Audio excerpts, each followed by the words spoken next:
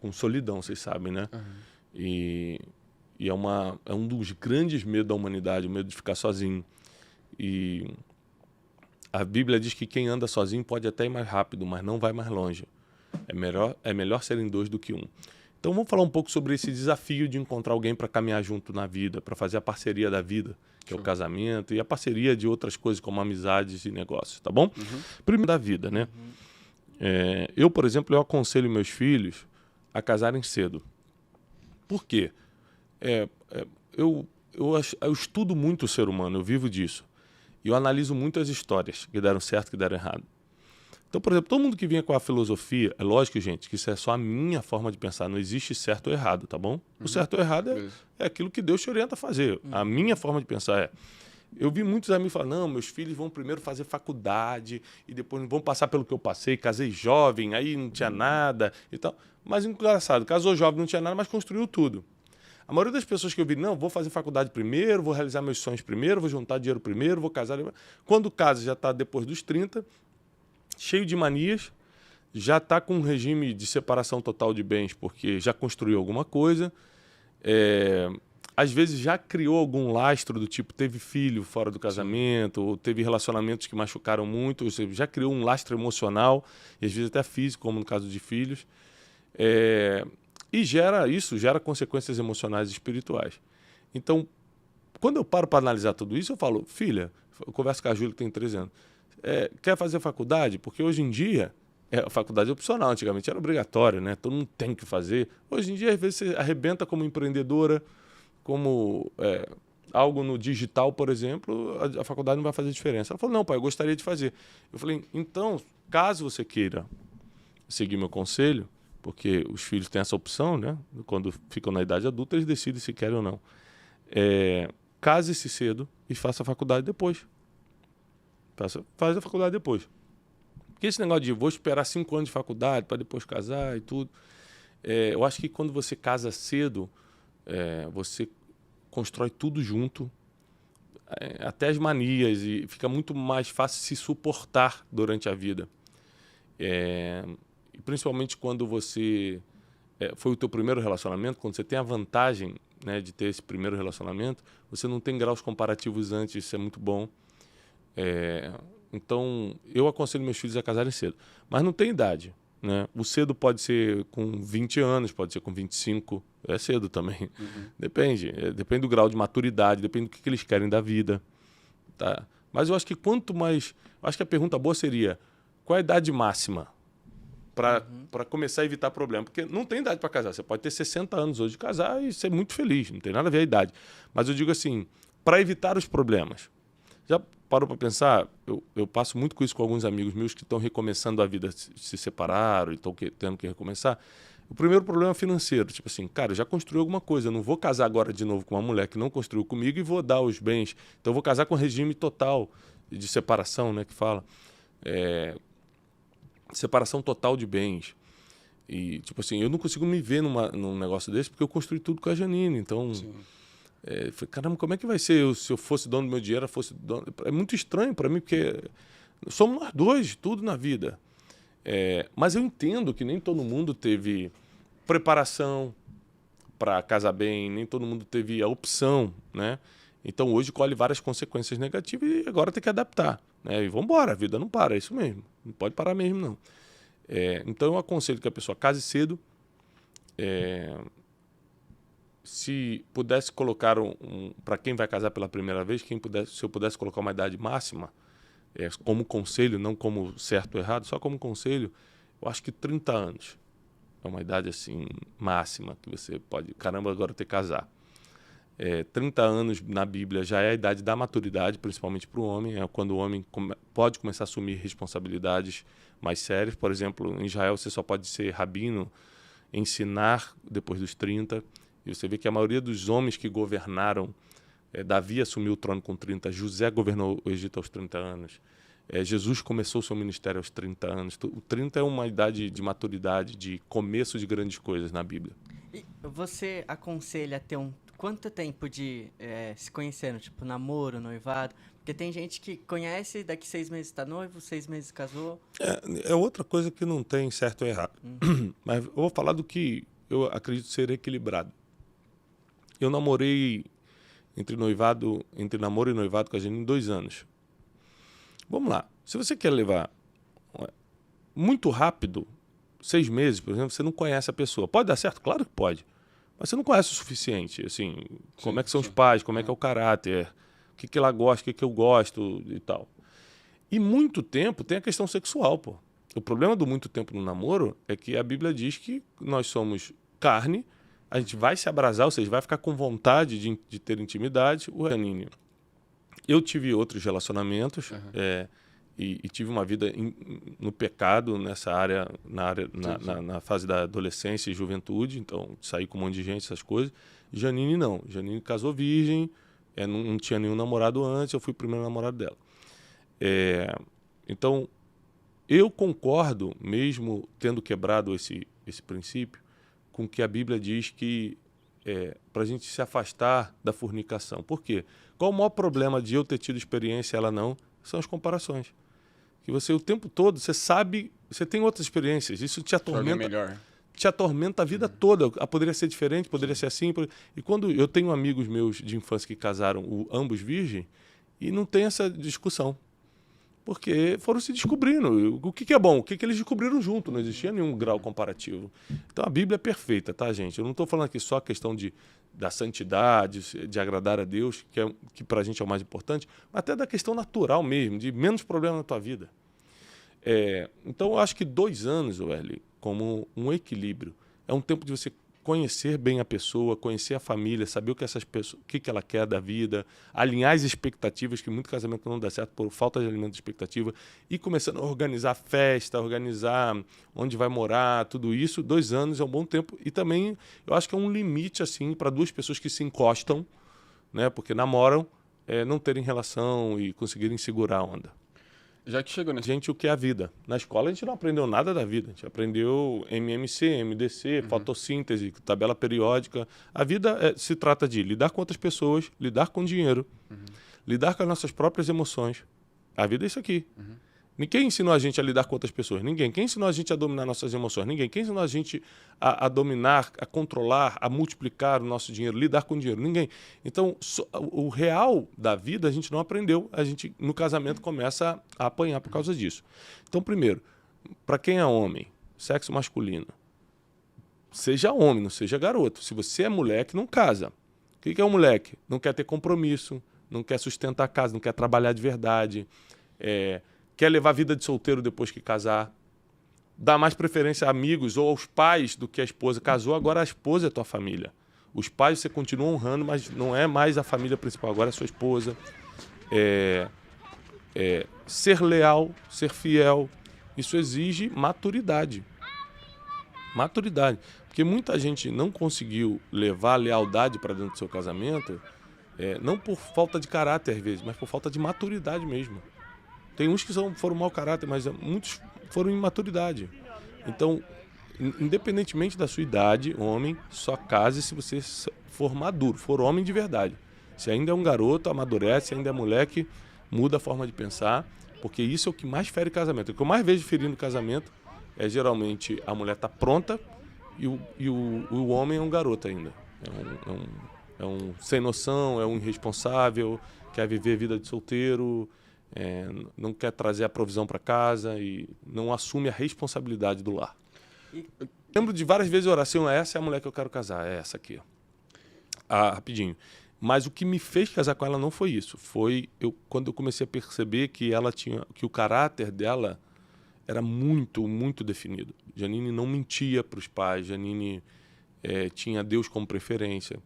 Então, quando a gente começou a namorar, tinha 15, quando casou ela tinha 18. E a gente tinha vários níveis de maturidade, assim, que me ajudaram muito. Então, por exemplo, quando a gente estava se abrasando no namoro, várias vezes, o homem sempre assim, né, tenta dar um jeitinho, aí, tenta uma mãozinha aqui e ali. A Janine olhava no meu olho, ela não tirava minha mão, ela olhava no meu olho e falava assim, ó, você falou que quer casar comigo, você falou que vai me levar para o altar. Você acha que isso aqui é certo se a gente vai passar a vida toda podendo fazer o que quiser? Ela me quebrava, assim, cara. Ela tinha, tipo, 17 anos. Sim. E aí eu tirava a mão dela e falei, não... era tipo uma... O que ela falou? É uma prova de amor você esperar. Então não vamos casar, pô. Pra que vamos adiantar o processo? E aí como eu já tinha tido outras experiências, eu queria adiantar, ela não. Ela segurou e realmente casamos assim, sem ela deixar nada acontecer. Ela era muito dura nesses posicionamentos. E então isso me deu muita segurança, cara, espiritual, por exemplo. Ela tem caráter e ela realmente ama Deus. Se você casa com uma pessoa que realmente ama Deus e que é uma pessoa que tem uma linha de caráter, que vive em princípios, dificilmente isso vai dar errado. Dificilmente vai dar errado. Porque, por exemplo, ó, eu já tive muitos problemas no casamento. Todos os problemas que eu tive no casamento, os sérios, não os probleminhas, os sérios fui eu que causei, não foi ela. Ou seja, eu estava certo. Ela realmente não mente, realmente ela ama Deus acima de tudo. Eu que me achava o religioso da época, que me achava o melhorzão, o mais íntimo de Deus, que era o problemático. Então, quando você escolhe uma menina que além de você tem que gostar, tem que sentir atração e a menina sentir por você, além disso, você analisou se ela realmente ama Deus e tem caráter, cara, o básico de viver os princípios. Não mente, não conta história, não aumenta a história e tal, não quer humilhar ninguém, sabe? O básico do caráter já é 90% andado. Mas como que eu consigo ter... Fui apaixonado por outra pessoa antes, que não me quis, que falou não. Eu pedi para casar com essa outra pessoa, ela falou que não, tá? Foi uma pessoa que a gente não chegou a namorar, a gente não chegou a se relacionar. Mas eu era muito apaixonado por ela, na minha cabeça, na época, eu era um garoto. E ela falou não. E se eu for comparar os sentimentos, paixão e amor, eu nunca amei essa aqui, mas era apaixonado no sentido de, sabe aquele negócio de ficar escutando música, lembrando a pessoa e tal, dormindo, pensando. Uhum. E com a Janine eu não tive essa paixão de, vou ficar acordado na madrugada pensando nela, não tinha muito isso. Mas eu olhei, gostei e falei, cara, essa é uma pessoa para eu casar. Comecei a pedir sinais a Deus, Deus me deu 3 sinais muito sérios e já começou com o amor. O amor não tem essa emoçãozinha toda da paixão de, eu tô apaixonada e te cega a ponto de você não ver o defeito da pessoa. Então, eu não tô falando que isso é regra para todo mundo, tô falando como aconteceu comigo. Não teve essa paixãozinha de me cegar. Eu nem sei até que ponto isso é bom ou ruim, mas para mim funcionou. E, Thiago, que situação... Eu pedi 3 coisas. Uma das coisas eu posso falar. Eu falei assim, Deus, ela morava, antes de morar em Irajá, que era do lado de mim, ela morava em Bento Ribeiro. Era um lugar longe, já era mais longe, muito mais perigoso. Não tinha como eu namorar uma menina de lá. Tipo, seria muito difícil para mim. Né? Eu era garoto, não tinha carro, não tinha dinheiro para nada. Então, tipo assim, namorar uma garota de um bairro tão longe ia ser meio que inviável. Então, o primeiro sinal que eu pedi a Deus foi, Senhor, se você está nisso, e se ela realmente é a menina que eu quero, que eu vou casar, Sim. faz com que ela se mude para cá. E, cara, questão de 5 dias depois, a Evelise, né, que depois se transformou na minha sogra, me ligou e falou assim, Thiago, que ela estava visitando lá na igreja, ela me ligou, Thiago, você pode me ajudar a encontrar uma casa aí perto de vocês? E eu fui, claro, agora, cara, fui no imobiliária, fui tudo, arranjei. Tema na minha rua, inclusive. E aí conseguimos essa casinha em Irajá ali para elas e elas se mudaram. Então, cara, foi um sinalzaço para mim. Falei, pô, a mulher morou a vida toda em Bento Ribeiro, a vida toda. Quando eu pedi o sinal, a mulher se mudou para do meu lado. Aí eu falei, é Deus. E fui pedindo outros sinais, outras coisas também que foram acontecendo. Mas, basicamente... essa questão de paixão e amor, cara, é tão complicado. Eu não sou o dono da verdade e não sou o maior especialista em paixão e amor, né, do mundo, mas eu vejo que muita gente casou por paixão e não criou o amor. E a paixão é esse lance, cara, que diz a ciência que dura no máximo 4 meses. Esse negócio de você ficar sem dormir, escutando música, pensando na pessoa e tal. Por exemplo, eu viajo muito. Aí quando eu viajo, eu não escuto uma música romântica pensando na Janine. Mas eu dou minha vida por ela, se ela precisar. Eu ligo toda hora, como é que estão as crianças, como é que está você. Eu tô ali para dar minha vida, literalmente. Então, eu não sei, cara, até que ponto a paixão ela vai realmente contribuir para um relacionamento duradouro. Pode ser, como eu não experimentei a paixão duradoura, assim, de me apaixonar e casar e saber... Eu não posso te dizer... pelo meu lado, eu casei amando e fui sustentando. O amor foi abalado muitas vezes, o amor-sentimento. E eu permaneci, e ela também, por causa que além do amor ser um sentimento, ele principalmente é um mandamento. Eu ensino isso no Método Destiny. Então, principalmente é um mandamento. Então, mesmo quando a gente não estava se amando em termos de sentimento, que teve fases que a gente abalou muito o amor-sentimento, mas o mandamento prevaleceu e a gente está junto. É igual qualquer relacionamento com o irmão, com um amigo, até com o teu cachorro, teu pet. Tem fase que você tá muito grudado e tal, tem fase que você tá... Você tipo uma carência, assim, sabe? Por exemplo, teve uma fase que, que a gente achava que não se gostava mais porque a gente não estava tão atraído um pelo outro. Sim. Mas, pô, a gente tinha acabado de ter um monte de filho, a vida estava difícil, a gente estava tentando se levantar de uma quebra e... Se você quando hoje eu paro para pensar o porquê eu achei que não tinha mais atração por ela e ela por mim naquela época, pô, nenhum ser humano ia ter na situação que a gente estava. Entendeu? Quebrado financeiramente, com os filhos muito pequenos, aí a mulher fica muito mais maternal, você concentrado em outras coisas. Eu estava num nível de estresse, num burnout, assim, cara, de, sabe, quase tá apagando, quase tá desligando. Então, é lógico, não tinha atração por ninguém, né? Nem por ela, nem por ninguém. Então, só que era uma fase, cara. Sim. A fase passou, aí melhorou, aí volta, sabe, o fogo, incendeia de novo. Então, eu acho que muita gente desistiu do relacionamento no que era só uma fase. Não ia durar. A pessoa achou que era para sempre e separou. E quando você falou que se você estivesse olhando para trás, quando você está de fora, então é bem mais claro. Se vê, Sem dúvida. Não dá olhos para emoção, essas não, coisas. Se você olha de fora, você não tem o sentimento e a emoção que a pessoa que está dentro passando. Você consegue tomar decisões muito mais sábias. Muito mais sábias. É por isso que é importante quem vai casar e quem já está casado ter conselheiros. Muito importante. Além de seus pais, seus pastores, tem conselheiros, gente que entende do assunto para estar aconselhando. Eu acho que também quem está assim, solteiro e buscando alguém para casar ou já está namorando ou noivando, é muito importante que tenha conselheiros que avisem como a vida é. Para você entrar para o casamento sabendo o que é o casamento. Né? E você, homem, deixa eu te falar uma coisa. Você que só está morando com a sua... que chama de esposa, ou de namorada, ou de noivo, mas mora com ela, mas não casou no papel e tudo. Ou você que está namorando há anos, enrola e nunca propõe casamento, eu vou te dar só um conselho. A maior prova de amor que um homem pode dar para uma mulher é levá-la ao altar. Você nunca vai fazer nada que dê mais segurança emocional para ela e mais prova de amor do que você casar com essa pessoa. Então, tem gente que namora 10 anos e fala assim, ainda não casei porque eu não tenho certeza se é ela. Então, para que você enrolou 10 anos? Para que você roubou 10 anos? Porque a mulher não tem esse problema. Se a mulher está contigo é porque quer ficar mesmo. Mas, geralmente, o homem tá, vou testar, se não aparecer nada melhor até lá. Mas aí você está roubando a vida de uma pessoa. Não é certo isso. Não é certo você, por causa da tua carência, de não querer ficar sozinho, de ter medo da solidão, você enrolar / enganar uma pessoa, porque não é aquilo que você queria. Sim. Então, nós temos que ser homens de verdade, homens de caráter. Né? Ou casa, ou deixa a pessoa seguir a vida dela.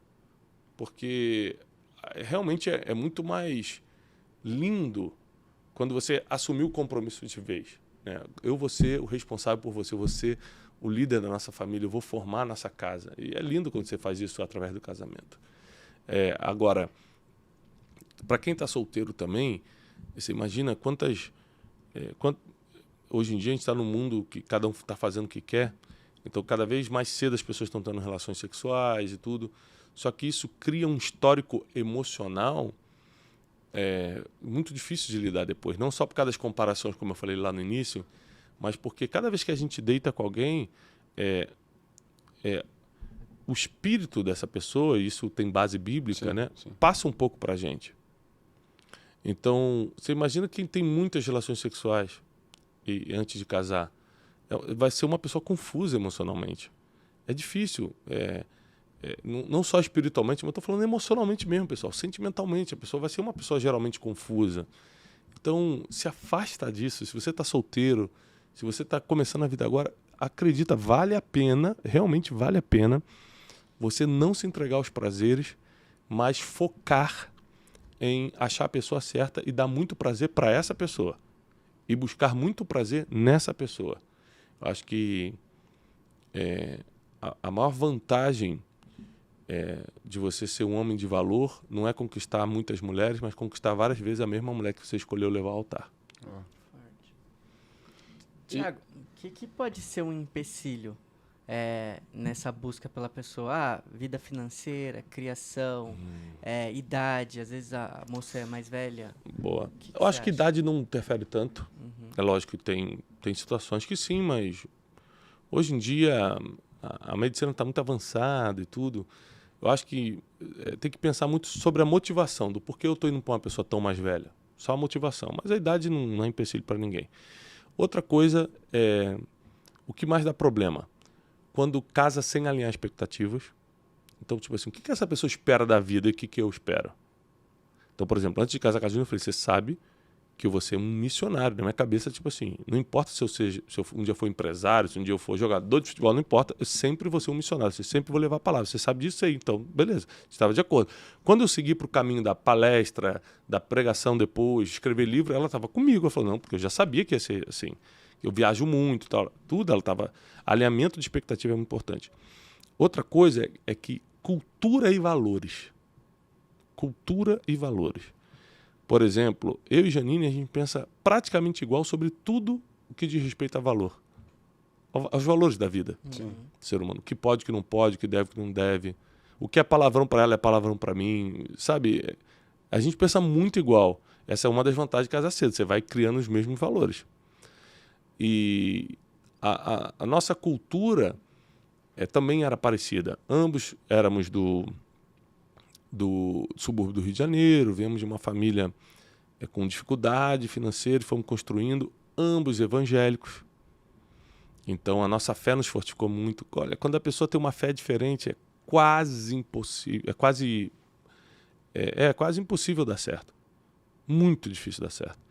E a cultura também interfere muito, mas é adaptável. Mas fé e valores, eu acho que não dá para você arriscar. É o jogo desigual, né? É o jogo desigual. Fé e valores não dá mesmo para arriscar. Então, tipo assim, se você procurar uma pessoa, o maior empecilho são fé e valores. Se a pessoa é da mesma fé e tem os mesmos valores que você, aí você tem atração por ela, ela tem atração por você, e você enxergou coisas no caráter dela, que ela ama a Deus e que ela está disposta a viver por princípios, poxa, você está com um prato cheio na mão. O que você tem que lembrar é que a nossa mente sempre vai tentar nos enganar. Por exemplo, muita gente entra em crise um dia antes de casar, no dia do casamento. Será que eu estou fazendo a coisa certa? Nunca mais vou poder ficar com ninguém. Então, as pessoas não entendem que na vida tudo tem um preço mesmo. É isso mesmo. A renúncia. É a renúncia.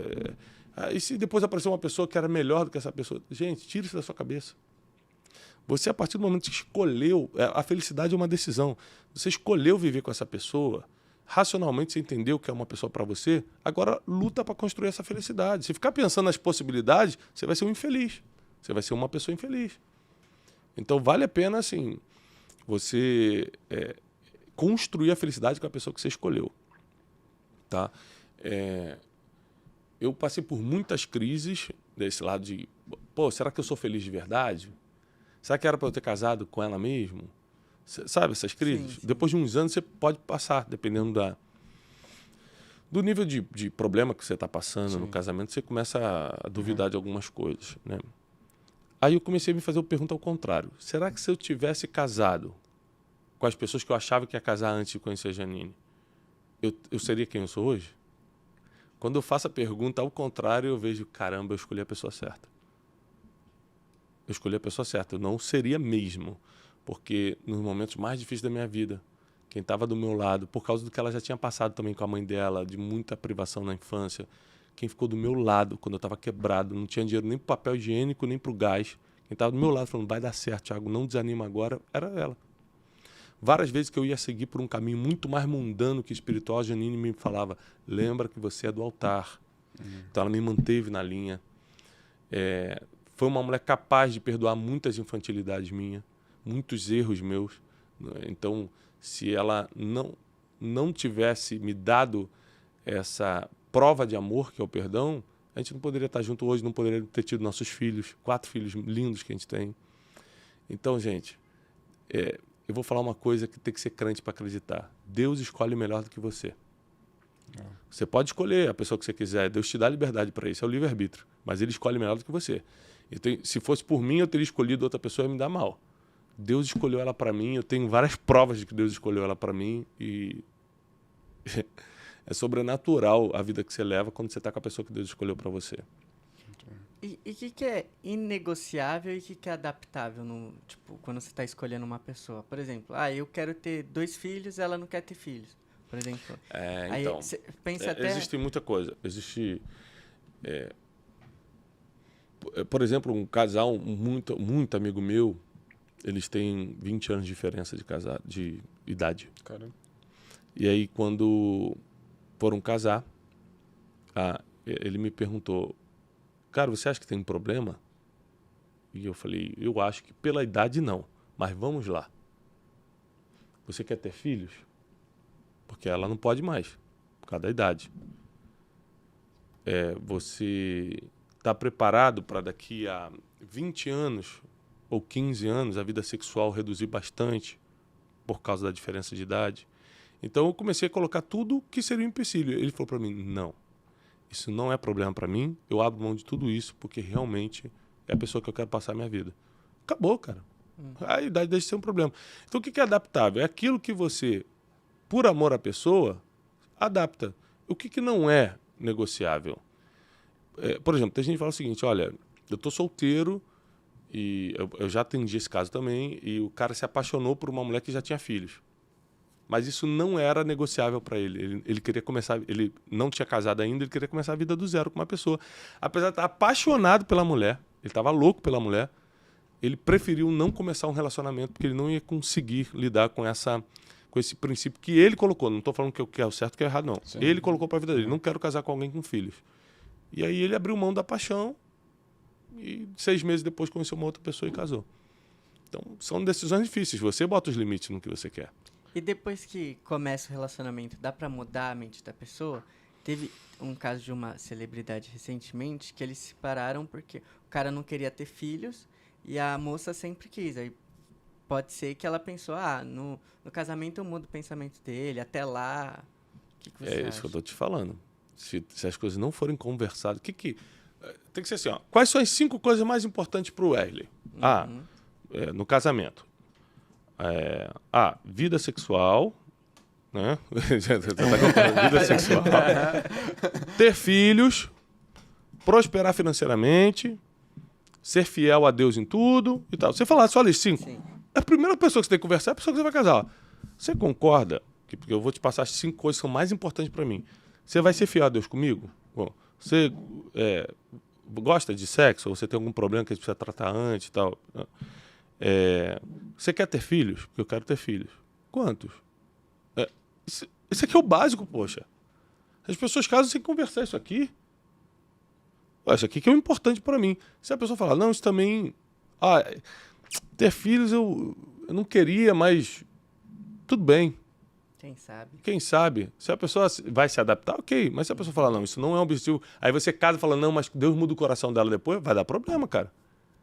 Porque Deus deu a oportunidade do namoro e do noivado justamente para vocês ajustarem tudo antes de assinar o contrato final.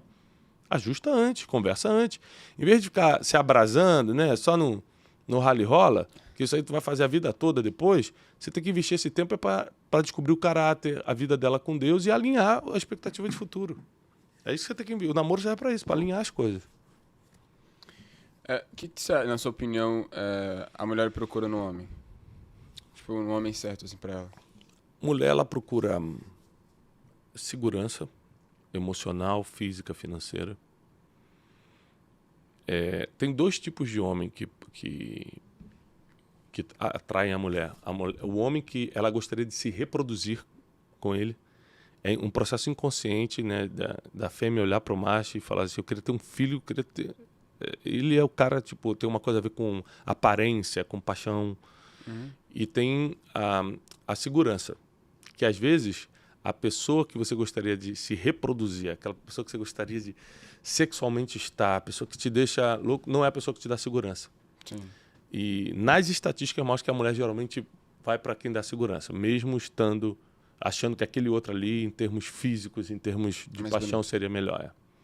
A mulher geralmente vai para segurança. Não tem nada a ver com interesse. Interesseiro, nada a ver. É uma busca do mundo feminino pelo masculino, é segurança física, emocional e financeira. Isso é muito forte. Outra coisa, a mulher, ela tem a necessidade de ver no homem uma liderança, um certo status. Então, o homem precisa ser homem, dar direção, ter ter decisões a tomar, sabe? Não pode ser aquele cara que vai o que você quiser, que não lidera, que não sabe, Sim. que não aponta caminhos. O homem precisa apontar futuro. A mulher gosta dessa questão da liderança do homem e do status na questão que você tem algum emprego ou tem algum título, ou faz alguma coisa que os faça sentir importantes. Isso também é importante para a mulher.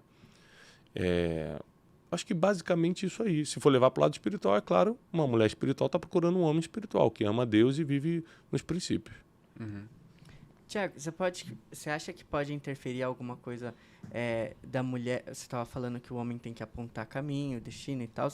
A mulher ser maior que o homem, por exemplo, financeiramente, ou o ministério dela ser maior do que o do Se homem? isso pode dar problema? É. Não, eu acho que existem muitas mulheres que têm chamados específicos e o homem está em outra vibe. E o perfeito é quando, por exemplo, a mulher tem um chamado de... Pô, o negócio dela é palestra, livro e tal, e o cara é administrador. É perfeito, pô. Que ela ia precisar de um administrador e vai ser logo o marido. O que dá problema é quando os dois têm o mesmo temperamento. Os dois são muito dominantes. A mulher gosta de falar alto, o cara também. A mulher gosta de tomar as decisões, o cara também. A minha última palavra é minha, o cara não é minha. E aí vai ter problemas de gestão ali, né? Principalmente das emoções. Mas eu acho que as mulheres têm crescido muito, têm desenvolvido muito. Eu acredito que mesmo a mulher que ganhando mais do que o homem precisa continuar sendo o provedor. Então, assim, as contas de casa, ele precisa ser o cara que chega junto.